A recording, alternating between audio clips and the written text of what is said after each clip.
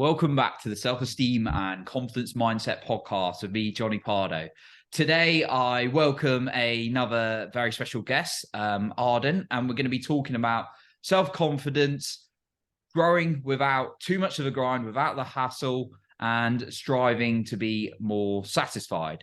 So Arden, who is joining today, is a multiple business owner. She specializes in areas such as business and in fitness, and she really is more intentional about helping people go from that hustle and grinding mentality to striving and being satisfied. So welcome to the show, Arden. Really glad to have you here. So my first kind of question, just kind of so people can know a little bit more about you, is obviously you run multiple, a few businesses, you do a lot of work. I've consumed some of your stuff, which is absolutely brilliant. I know how much impact you're making on other people, which is awesome. So like for you, you emphasize this growing, but without putting too much hustle on people. Has it always been this way for you, or perhaps was this not always the case? Just and maybe tell us one or two things about your story that got you to here. Yeah, thanks so much for having me, Johnny. I'm excited to be here. So yes, I am an online business coach, and I still do own and work with my online fitness company. And a little bit about me: back in August 2020, I started my online fitness coaching company, and I was in a hustle and grind of feeling like even when I was hitting 30K consistent months, 40K, 50K months, I still was hustle and grinding in an anxious space in a way where I never felt like it was enough. And even though I had this overflow of money at that time, it was still in this place of like, I wanted more, and I could never feel satisfied with what I was doing. And my clients felt that, and my team felt that. I had a team of 7. And from there, I actually recognized that, as much as the hustle and grind culture is exciting and you get to the next level and the next step, there's also the ability to strive satisfied, which means you can hit those 50K months, you can hit 100K months and not feel that anxious, stressed out, striving because you're not enough. Rather, striving because you are worthy of having that, right? And I think far too often when we look at the hustle and grind mentality, it's because, you got to wake up at 6 a.m. so you could beat everybody else, right? What about waking up at 6 a.m. because you actually enjoy your business and you want to get up and do work, right? And so for me, when I first started my fitness coaching business, that was my mindset. It was, I want to get up at 5 a.m. to beat everybody else. I need to hit next month 30K, or else, I'm not good enough. I'm not there yet. And a lot of it was running from a lot of my anxiety, needing to prove myself, and a lot of just unhealed core beliefs of not feeling like I was enough. And so as I started business coaching, my goal is to really support my clients through the shadow work of healing those core beliefs of why they feel so anxious and stressed out and needing to constantly be on the go in their business, but rather in learning how to enjoy it. And guess what? You can still hit 50K months being intentional and effective and taking care of yourself. You can still hit 100K months, right? I think it's just the mindset behind your business that's going to allow you to make money in a way that's in integrity, that feels good, that feels light, versus making money in a way that feels hard or icky. So like adding that flow and doing it for the enjoyment, and it kind of flowing a bit more from then. I really love what you're saying there as someone who gets caught, who's like in the past, and sometimes now and then has to catch myself out for it, being caught in that hustle mentality. As I think all of us can at some stage in our life, if not right now. Quite a lot of us are stuck in there, seeing others. So like, tell us a little bit about your thoughts on this. Like in today's world, like often what I see personally, I want to get your view on this, is people maybe starting a business or an idea because they think that's like the market wants it. And obviously it's important to understand what the market wants and everything like that. And they're just looking at like a gap, but perhaps they're not as passionate about it, and it's just like an idea they're trying to do to, get that income. What would you say? Is it important to follow your passion, what you want to do? Is it important to do something that the market wants? Or is it a combination of both? What's kind of your view on that? Yeah, I love that question. I think, as I said, you can make money out of integrity. It's just not going to feel good. There's so many multimillionaires that are so unhappy, but they've reached the success that they wanted to reach, right? Or you can make money in integrity. That feels good, that you're doing it because you're actually passionate about it, And I think, like, even for me as a coach in the online industry, I see so many gaps. Like, every night I fall asleep and I think of, this is actually how I fall asleep at night. It's kind of goofy, but Cool. I dream, I dream and I think about, as I'm falling asleep, what can I invent? What can I create? What can I do next that's going to actually shift this industry? Because there's so many gaps in the industry, right? And I'm so passionate about it that I do want to invent something, or I do want to make a change or create this shift in the industry. So I think sometimes it's not about just creating a product. People aren't just creating a product because of the gaps. They're creating it because they're actually passionate of making a shift in something that's not right, something that's not, in integrity, something that's not feeling good. And I mean, it's a lot of the reasons why Jeff Bezos made Amazon, why, Elon Musk made Tesla. There's some sort of gap in whatever product is being created. And that's why the innovation comes out and is made. And so a lot of times it is out of passion. Now, it could get to a point where it starts because it's out of passion and then you lose the passion, right? And it's like, what's happening there? What's the disconnect? And a lot of times it's because people get so caught up on the hustle and grind, they stop sitting with gratitude and feeling good, and they can't appreciate what they have. It's a really good point. What I like, what you said about then was, like, sometimes we can start something and get caught up on so much work that we forget the enjoyment and what it was. So when that happens, is there any kind of guidance you would give people, whether that's kind of just taking a step back, taking some time out? What's your kind of views on that? Yeah. So just based off of my experience and the way that I support my business coaching clients is whenever I feel like you reach this point where you feel like you have to work, or the reason why your intentions behind needing to go to do work, or the intentions behind needing to do something, starting to become a lot more aware of those intentions, right? So on a Friday night, if you don't have any plans and you're like, all right, I'm just going to work. Why are you going to go to work, right?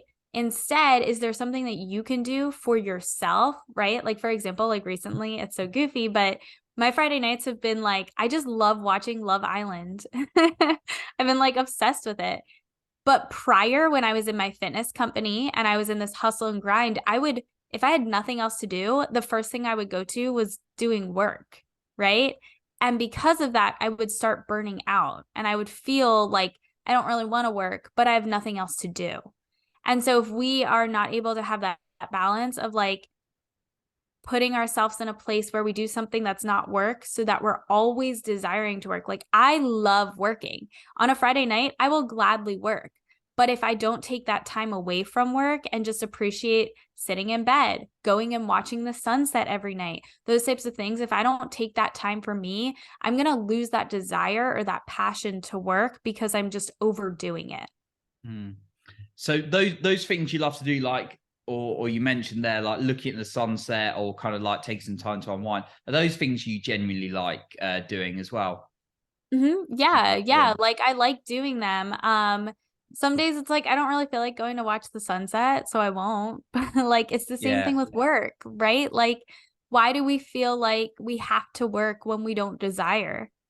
Yeah. And I guess sometimes, like, I don't know, for me personally, from my experience, but sometimes when you doing work, it almost doesn't feel like work, right? Because you're enjoying it so much. I don't know how you feel. I remember, I'm very creative, and I remember, like, I've written about 7 books, and I just remember writing like book after book. Like, how do you write so much? I'm like, just enjoy writing. Or like, I even made a funnel, and it's just the creative element came out of me, and it's like, oh, it's 4 a.m. Like, I wouldn't do that every day. I'm not, I'm not saying that, not advocating that, but it's like, oh, I mean, that I was having so much fun then, or making videos or podcasts for hours on end. So yeah, I mean, do you feel like similar? Just like sometimes work doesn't feel like work. Oh, absolutely. And that's the best part, right? Because when we are working, we can get into a flow. There's some days that I'll like schedule in my calendar, like, okay, go for a walk with your dog, and take time for yourself from like 12 to 2. But I'll be on such a workflow. I'll be like, nah, like not now. Right. And like, I'll just work through it. And I think that's so normal. And that's okay. But it's when we try to work when we don't want to work, right? And force ourselves to work because we feel obligated to work. That's where we start to burn out. Does that make sense? So there's that difference. Like when you're in flow, like fucking go for it. But when you're not in flow, like don't force yourself, because that means right now you need to give yourself some other, possibly fill some void that you feel like you could get from working. Does that make sense? It totally makes sense in terms of not forcing yourself to do something when just for the sake of doing it, or you think you should be doing it. I'm doing inverted commas if you're listening to this. You should be doing it. What are your thoughts, like, now and then there are unfortunately things we do have to do which aren't going to be fun? Like example, maybe filing your tax. Actually, weirdly enough, I actually find that fun. But like, like doing some emails I'm terrible with. That'd be a good example. But maybe there's some admin like someone really doesn't like doing, but it's like a case as a deadline or whatever, and they've got to do it. What kind of be your guidance on that, or thoughts on that? Like how people deal with it when they've got to do it, but they don't particularly want to do it. Yeah, I always say like pretty much if you have to do it and you don't feel like doing it or you don't want to do it, it's like asking yourself those questions of like, okay, even though right now in the moment I don't want to do it, it's going to be worth it for the delayed gratification. So like shifting your mindset around why you're doing things, like what you're doing them for, right? So for example, I have a lot of clients who don't like to go in the DMs and message people. And like, honestly, at this point, I don't really do that in my business anymore. Like I'm not constantly messaging, cold messaging. I don't really do that. People talk to me, which is super cool. But I have a lot of clients who get burnt out from doing that. And they're like, I just hate talking to people. I'm like, instead of looking at it as like, I hate going in the DMs and DMing people, why don't you look at it and be like, hey, guess what? I get to create relationships with people right now. Like, how nice is it that we can literally create relationships online when 20 years ago, that was never a thing? Some of my best friends live across the country, and they're still my best friends because we now have this opportunity to be online talking to them all the time. And so when you can shift that and be like, oh, I hate doing this, I don't like doing that, I don't want to do that. But when you can shift it and be like, oh, but look at what I can do now, right? And it's also another question, I think this is huge, is recognizing why you don't want to do it. Like what's the belief coming up that's holding you back from wanting to do it? Does that make sense? Yeah. Coming back to the kind of like the self-awareness element a little bit of that. Yeah, that totally makes sense. And that actually, I was going to ask you about this, about like the self-awareness element anyway, like why don't you want to do it? But I also want to just go back to what you said about like looking at the longer term gratification rather than the instant, and actually seeing what that's going to give you, whether you are an entrepreneur or not, listening, like any kind of activity, what that's going to give you in the long term when you have to do it. And one of my mentors, like actually a guy I learned from, he's been on the show as well, Peter Sage, says, if you don't have, he's like, if it's not fun, don't do it. If you have to do it, make it fun in some kind of way, which I thought was a really good perspective. It's like, if you don't have to do it, don't do it, like kind of thing. But like you're saying there, that's a really good another version. I like what you said, thinking about the longer terms, and maybe we can even find some way to make it fun, like in the moment. You never know. Yeah. But you think of like fitness too, like running a fitness company, right? Like a lot of people work out because they want to look better and feel better, but like that takes time. It took me 5 years to lose my weight, to look toned, right? To have the body that I have. It's taken me 5 years. But 5 years ago, when I first started, I didn't think it would take me that long. And now here I am showing up in the gym. Probably haven't seen much change in my physique in the last like year, but now I'm like showing up because I'm like, actually, I genuinely want to be at my children's wedding, right? Yeah. I actually want to live a long, healthy life. I want to be able to be 80 years old and sit on the toilet. Yeah. Right? But it's that delayed, like when you start to do things for the delayed gratification, it's easier to do. Yeah. Thinking long term down it. So like the other thing I was going to like touch on then a little bit is like the self-awareness side of things. So what for you's been helpful for kind of like understand or working through some of your self-awareness? Has it been like a case of just sitting with yourself, maybe a bit of journaling? Is there anything been really effective for you? Yeah, I actually just posted this on my Instagram story today. Is the thoughts that come up, you know, the ones where you feel unworthy or the ones where you question what you're doing, those thoughts, sit with them. Don't shift them. This is like probably totally what a lot of people don't say. They say, oh, yeah, no, just tell yourself you are worthy of having $20,000 months. Tell yourself you are worthy of X, Y, and Z. You are worthy of a healthy relationship. But the thing is like, why don't you have that then? Because I believe that the fears and the thoughts that are popping up are because there is some part of you that actually, like, it's true. Like, I hate saying that out loud sometimes, but it's true. When you have these unworthy thoughts popping up, there's some part of it that might be true. And so instead of shying away from what could be true in these thoughts, looking at it and saying, what could be true in these thoughts? And from there, not judging yourself, not beating yourself up, but saying, okay, why do I feel unworthy of having a healthy relationship? Well, maybe you're in a toxic relationship right now. Maybe the guys that you're talking to right now are toxic, right? So maybe you have to pull yourself away from that. And so instead of saying, I deserve a healthy relationship or I deserve 100K months in my business, why aren't you there? What is true about that you're not there yet?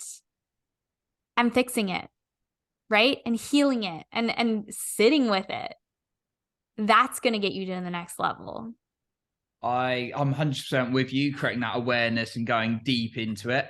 One of the things, one of the things that kind of like does annoy me slightly in personal growth, just and I'm usually quite direct on these podcasts, is the whole like, oh yeah, having a good mindset is everything. And for me, it's just like, you know, whilst it is, you got to have that good attitude, that good intention, you know, initially, but it involves diving into your psychology a bit more. It involves actually understanding what's blocking you, because just going like, oh yeah, I am going to be a millionaire, like, and you've got beliefs in the back of your mind that say you don't deserve money, it's not going to happen. Like, that's like this, it's like your software on your computer just slow and it's not working whilst you're trying to click on something. It just keeps messing over. So yeah, I'm totally with you and just creating that awareness. So yeah, thanks for that point. Just like getting curious about those thoughts and being like, just trying to like snap them into like, a new why one. don't you believe you're worthy of having a lot of money? Because maybe there's some part of your life that's out of integrity that you're doing that's not going to get you a lot of money. Maybe you're spending money on Gucci bags and things that don't matter rather than spending it and investing it in yourself to leverage and create more. Ooh, right? Like, what if you look at that and you're like, oh my God, I don't feel worthy of money. But now you're going spending the money on stuff that doesn't matter, right? Of course you're not worthy of money because you're not leveraging it, right? So I think it's recognizing and becoming aware of those things to shift to actually be able to move forward. Absolutely. Yeah. No, really appreciate the view on that one. So yeah, just like a couple more questions. Again, I could pick your brains for hours. I know you got limited time like myself, but no, appreciate you being on today. But one of the things I did want to touch on is I've had this with, like calls when someone was interested in, jumping in the coaching. Like sometimes people push for it, like, I really want to work with you. And I know you probably had that as well.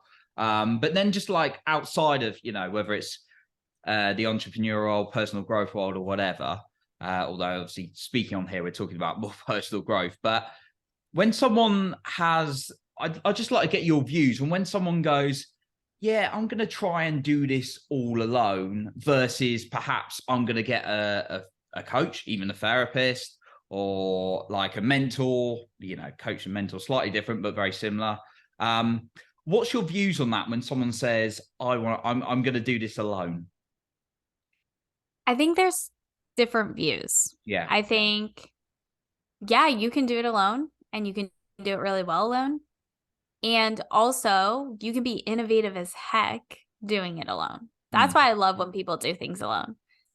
At the same time, I genuinely believe in ongoing support by either having a mentor, looking to be with someone and be in someone's energy who's constantly evolving, right? The point of having a mentorship, the point of having even a coach, right? Yeah, they can give you the strategy, but strategy and structure only gets you so far. And so the reason why you could be okay without a coach is because you're innovating, you're learning, you're evolving. But having a mentor who's also doing that is inspiring, and it's actually going to pull you faster, evolve you faster, give you different perspectives, a different shift of mindset, a different way to show up that actually might feel good, that actually might drive you forward even more than if you didn't have them in your world. And I always look at mentorship as more or less of like an insurance policy as well. Like when shit hits the fan and like life is a hot mess, like having that person to plug into and be like, hey, like, I need support with X, Y, and Z. It doesn't have to be a specific strategy. It doesn't have to be a specific client problem. It could literally be like, hey, this thought popped up, right? Like what we were talking about. Hey, this thought popped up and I can't figure out, why it's coming up. Can you help me figure this part out and become more aware of what I'm doing? And so I think when it comes to running a business alone, doing things alone, starting your fitness journey alone, it works and it does. And it works to a point. You might not have all the knowledge, but you're going to become innovative and could possibly figure out what you need to know. I know a lot of people who've done fitness for years and they look great, better than me, but I'm super knowledgeable, right? Which is why it's like those moments of like having a mentor or a coach. It's great to have someone to tell you what to do. It's great to have someone to teach you. It's also great to have someone who's also doing the same thing, learning, evolving, wanting to shift consistently. I think you brought up a really good point early on, and actually perhaps my question didn't acknowledge it. So do appreciate what you brought up. It was like, perhaps it is working for you working alone. Like if something's going well and you're doing well to a point, you're growing and growing and growing, I'm a big fan of not breaking something that's working necessarily. Now, at the same time, you could always get a second perspective. But yeah, I always think if for me personally, and then also people I've spoken to or even coached, it's very much like, well, ask yourself the question, is it working by going alone right now? And if the answer is no, and you've got all this, we're not short of information, even free information this day and age, let's face it. It's like, well, what's the reason you're not doing it alone? So I'm just glad you could say that. And, I know you've invested lots into yourself. I've invested lots into myself.